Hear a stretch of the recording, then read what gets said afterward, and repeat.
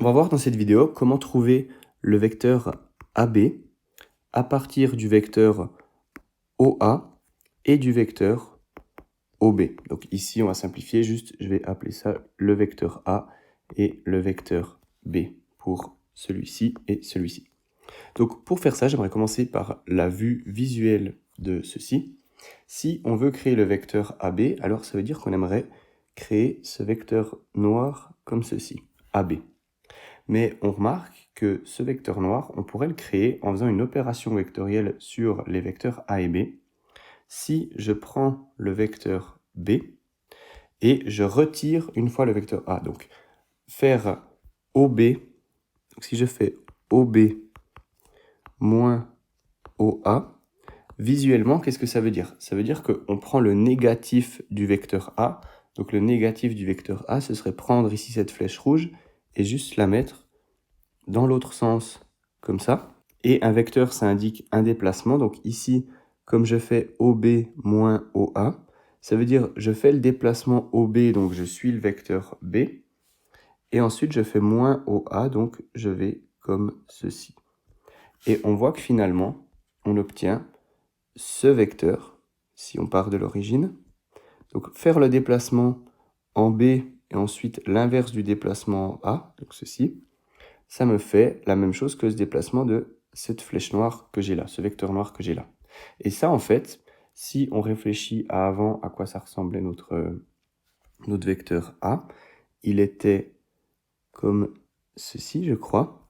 Et bien en fait, le vecteur noir qu'on obtient en faisant ça, c'est exactement ce déplacement qu'on cherchait à calculer ici. Et donc, on voit qu'on a appliqué simplement une formule qui est de faire OB moins OA, et on a obtenu le déplacement AB qu'on a là. Donc, OB moins OA, en fait, c'est AB. Alors, je refais le dessin encore une fois. Ici, j'ai mon vecteur A et j'ai mon vecteur B, et j'aimerais calculer ce déplacement-là. Et pour faire ce déplacement ici en noir, on a simplement repris ce vecteur A qu'on avait là, on l'a combiné avec le vecteur bleu, et on voit qu'en fait, on obtient exactement ce déplacement qu'on cherchait à créer. Donc il suffit de faire OB et OA, mais dans le sens inverse, donc moins OA qu'on a ici.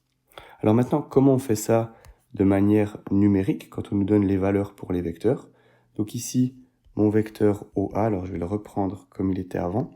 Mon vecteur OA, si on calcule ses coordonnées, c'est 1, 2, 3 déplacements en X. Si je mets ici X, Y, c'est 3 déplacements en X et 1, 2, 3, 4 déplacements en Y. Donc c'est le vecteur 3, 4. Ceci, c'est mon vecteur A. Maintenant, mon vecteur B, on voit que c'est 1, 2, 3, 4 déplacements en X et 1, 2 déplacements en Y, enfin moins 2 déplacements en Y, vu qu'on va vers le bas. Donc mon vecteur B, ce sera 4 et moins 2. Ça, c'est mon vecteur B. Maintenant, j'ai plus besoin du dessin parce qu'en fait, toutes les informations maintenant sont contenues dans ces deux vecteurs qu'on a là. Ça, c'est en fait notre dessin. Toutes les informations qui étaient dans le dessin sont contenues ici. Et maintenant, si je veux appliquer ma formule OB moins OA, ou alors simplement B moins A, alors je dois faire B qui était 4 moins 2 et moins A qui était 3, 4. Et ça me donne 4 moins 3 et moins 2 moins 4, ce qui me donne finalement 1 moins 6. Et donc on va retenir maintenant 1 moins 6, ça c'est notre vecteur AB, et on va voir si c'est cohérent avec ce qu'on avait sur le dessin. Donc c'est 1 moins 6, et si maintenant j'essaye de revenir à quand on avait le dessin, notre vecteur, il donnait, si on le dessine, on avait ça, et si je le reporte sur l'origine, alors c'est effectivement un vecteur qui fait un déplacement vers la droite et moins 6 vers le bas, on va quand même compter, c'est moins 1, 2, 3, 4, 5, 6. Donc on voit que c'est complètement cohérent avec le dessin et la vue intuitive qu'on en avait. Notre vecteur ici, c'est 1, moins 6, comme on a calculé ou alors comme on a vu sur le dessin.